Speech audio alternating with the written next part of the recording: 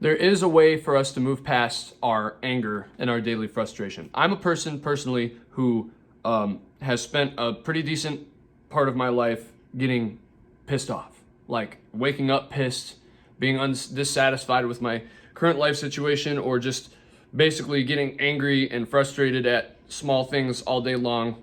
That was me for a long time. It's still me sometimes. I'm not gonna lie to you. Sometimes I still get, it's a normal part of human experience to be have periods of time where we go through like a daily like baseline frustration level, like where we're just kind of like generally pissed off about everything in life. And so I'm going to talk about how we can combat that and how we can improve that part of our lives and not get consumed by daily anger and frustration. So two things that people talk about a lot is practicing gratitude and practicing patience. Now, those are really good. I'm not going to say that those are not good ways of combating daily frustration. Gratitude is really nice because it helps you to see, like, it helps you to take stock of what is it that in my life that is actually benefiting me? Like, what is it in my life that I'm actually lucky to have? There is always something to find. And that's true. Like in today's world, a lot of people have like, I don't remember who said this, but I heard somebody say life dysmorphia, where we kind of stopped being grateful for the things that we have because we feel like we should have more, and we don't realize that like generally speaking, your average person has like a much higher quality of life than pretty much ever. And that's true. I mean, you have more access to information, more access to resources and food and shelter and everything. Like, it's just so, our life quality has gone up so far, but we don't seem to care. Like, we seem to forget, and I'm guilty of that too. Like, I'm not saying that this is there's no morality wrapped up in this. Like, it's a normal thing. Like, we get a baseline level of like what life, like what decent life should feel like. And every time that society improves, that kind of gets a little bit higher, which is normal. It's been happening for the past however many 100 years. But so gratitude is one way. Practicing patience is another good way. Just learning how to slow down and not immediately act on, if something starts to frustrate you. I always quote this. I always use this quote: the greatest remedy for anger is delay. I always use that quote. I've said it before in my other videos. Now, those are two good ways to combat your daily frustration, combat your daily anger, but there is something more important. There's something deeper and more impactful that we can do as people that will help us combat our anger and frustration even further. And that is to understand and to truly, truly, deeply understand that our anger and frustration all stems from fear. Almost every single instance of anger and frustration that a person feels stems from, in one way or another, a fear or an anxiety that person has. Like, for example, one of the most angry times of my life was when I was with this girl that we had a really negative, toxic relationship when I was in high school and kind of a little bit after high school. And so I always reference this when I think about things like this. I was always angry with her, and we were like cheating on each other and stuff. It was really bad. And I was like, we were teenagers. But we were always angry at each other, and I was always angry at her. And looking back on it, I realized that, like, if you have a partner that cheats on you, for example, because that is just like one of the like most obvious ways that a person becomes like insanely angry insanely quickly is being cheated on by their partner. If you're angry about that anger stems from a fear of inadequacy. That anger stems from a fear of inadequacy. Your partner cheats on you and it makes you feel inadequate. It makes you feel like you're not good enough, and it makes you feel like the person they cheated on you with is better than you. And that is fearful. It creates the fear that, well, maybe there's something wrong with me, or maybe I'm not good enough for this person, and who am I ever going to be good enough? And your wheels start spinning, and you don't even realize, because a lot of this stuff happens in like a subconscious level. But that's what it is. Anger is not a primary emotion. Anger stems from fear. It can stem from the fear of inadequacy. It can stem from the fear for your safety. It can stem from the fear that your life situation is going to change and become uncomfortable. So it can be a fear of discomfort. It can be a fear of the unknown. All anger and frustration stems from fear. So the main way to combat your anger and to get out of it and stop being so attached to your anger is to figure out what it is that you're afraid of. Find your fears, find your anxieties, introspect deeply. You can journal, whatever, meditate, just think about, what am I afraid of? What is causing me to be anxious? What is causing me to be fearful? And once you identify what you're afraid of, and once you identify what is causing this fear, accept it. You face it and you accept it. Most of the things that people get angry about are things that they perceive that other people do to them. And like, for example, let's go back to the cheating example. What that fear of inadequacy is actually ill-placed. If you were cheated on by your partner, you will immediately start attacking yourself, even if you don't realize, because you're afraid of being inadequate. You feel like there's something wrong with you, and because of that, you attack yourself with that. But the problem with that is that your partner cheating on you is not an indication of anything to do with you. It's not an indication of your value. It's not an indication of your adequacy. It's not an indication of any of that. It's actually an indication of that person's lack of ability to communicate, that person's lack of commitment to you, their lack of impulse control. There's many things. Similarly, when somebody acts hateful or violent towards you, you'll immediately turn inward and say, oh, what's wrong with me that this person treats me this way, and blah, blah, blah. And you'll become fearful and angry because maybe I'm doing something wrong, or maybe, this person is justified in treating me this way, or rather, maybe this person is going to harm me. But that person, if somebody is hateful and angry to you in a way that makes you feel fearful and unsafe, it's not an indication of you. It's an indication of that person's own inner turmoil. That, like, when you can go through life, and really, if you are a very balanced person, there are very, very few situations where it is ever necessary to actually spew hatred and violence towards another person, whether it's verbally or physically or whatever. Like, you can go your whole life without ever having to react to anything that way. Everything can be communicated through. And so if a person acts in hatred and violence towards you, understand that is an indication that person has an unbalanced, what am I trying to say? Sorry, I'm mincing up my words. That person has an imbalance internally. That person is in turmoil inside. Their soul is hurting, and they're spewing that anger and hatred towards you. And so remember that I just told you, fear is the stem of all anger. So if a person acts in anger towards you, what does that mean?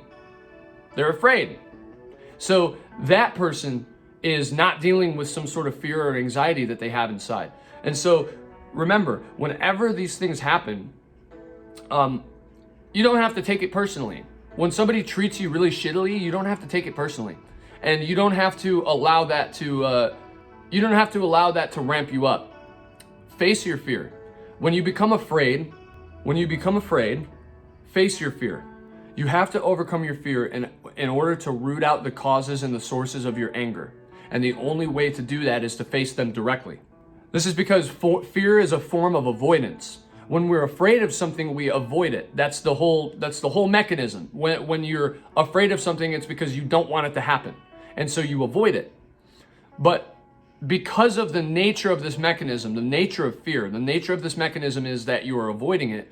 If you choose instead consciously not to avoid it, and you instead face it directly and resolutely and with bravery, it dissipates. The most common, in my opinion, source of fear for people is the fear of loss.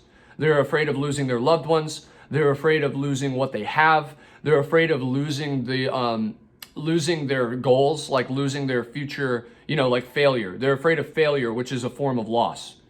Failure is the loss of an idealized future self that you're afraid that, well, I want to be a famous musician, right? And so the fear of failure in that would be the fear of loss of that future self, that identity that you've created that is the future famous musician.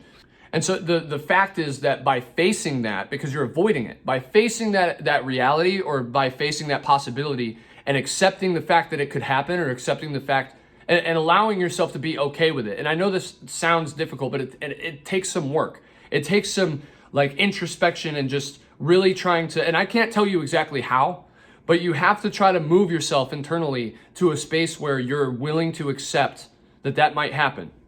Like if you have a goal, you have to be willing to accept that you might not reach it, because otherwise it's going to be a source of fear and anger for you.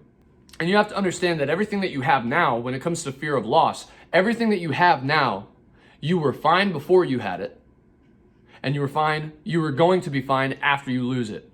Because the truth is that you lose everything. At the end of the day, you lose everything. You came into this world with nothing. You don't own anything. The idea of like societally we need to have property and stuff. I'm not saying that I'm like an anti-personal property kind of person. I'm not even saying that. But what I'm saying is that you don't truly possess anything other than your body, sort of. Maybe. You came into this world naked, and you're gonna leave the world naked. You don't have anything. Nothing truly belongs to you. And that sounds depressing, but the truth is that this world is a never-ending cycle of gain and loss, gain and loss, gain and loss. You gain things, you lose them. You live and then you die. That's just the nature of everything. There's nothing in this world that escapes that reality of gain and loss, and that includes you. And so don't trick yourself into believing that some higher purpose or some possession that you have or some goal is going to be the end all be all, and then you're gonna ride off into the sunset and live happily ever after, because eventually it goes away. And that sounds depressing, but the reason that it sounds depressing is because it attacks your ego. If it sounds depressing to you to accept the fact that you lose everything and that you don't actually have anything at all, it's because that attacks your ego. Your ego is the identity that you have built around your circumstances and the things that you have and your ambitions and the things that you like. All of these things are not really you. All of those things are actually just little temporary put-ons. They're decorations that you have put onto your awareness. But the real you, the true you, is the awareness underneath everything. The real you is actually the point of awareness that is experiencing everything around you. And it's nothing more than that. It's also nothing less. There's nothing more to you than the fact that you are aware. Everything else is just a game. Everything else is just clothes. The world around you is just clouds passing by, and you're the sky that the clouds are in. And so the method for this is to identify. I urge you to sit down with a pen and a notebook and write down, explore your own mind, sit in silence for a while and explore your own mind and identify the things that you're afraid of losing and the things that you're afraid of happening to you. All right, write those things down and then read them off to yourself and try to move yourself internally. And again, I can't tell you exactly how to do this. It's purely your journey, your action. I can only tell you the endpoint that you're trying to get to, but I can't tell you how to get there because everybody is different. Everybody has their own individual workings inside. So write down the things that you're afraid of losing, that you're afraid of happening to you. Look at them, face them, and accept the fact that if you look at them and accept that it could happen. And in fact, imagine that it has. Imagine, I'm going to lose my job. Well, imagine yourself losing your job and get yourself to a point, move yourself internally to a point where you're like, okay, I'm all right with that. That's okay. That's an acceptable outcome because you will be okay. But what you won't be okay if you conduct self-destructive behaviors out of fear and frustration and anger because of these things. Like if like a lot of that happens to people, like they lose their job and they are so messed up because they lost their job that they go on a drinking bender or they become addicted to drugs or they lash out at their family and they end up getting a divorce. Like these kinds of things all stem from fear. And the fear of losing your job or the fear of losing whatever is going to make you angry if that reality becomes true. And also it's just in the present moment, that's what you're experiencing, in the present moment, it's taking away your peace. And so it is definitely helpful for you and useful for you to write down the things that you're afraid of, look at them and accept them. Learn how to accept, if this happens, I'm okay with that. If this happens, I'm okay with that. If I lose this, I'm okay with that. Practice that on a daily basis and just notice how much more peace you feel. Notice how much less stressful life is and how much less angry and impatient you are. Because it really does make a world of difference. I want to end today's video with a quote from Richard Feynman.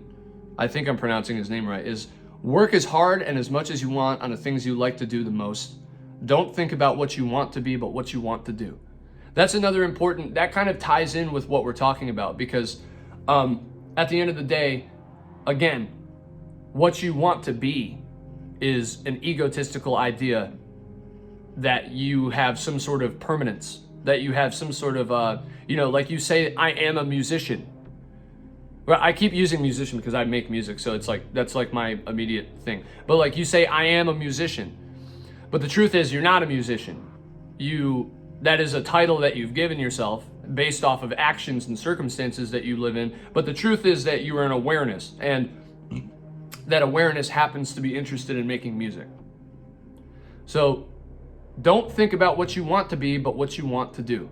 That's a very good way of looking at life because you lose the attachment to outcome that way. And when you lose the attachment to outcome, what's the point of making music if I'm not going to be rich? Well, just make music to make music. Make art to make art. Whatever it is that you like to do. Mow lawns. Mow lawns because you like to mow lawns, not because you want to be a lawnmower. All right. Much love.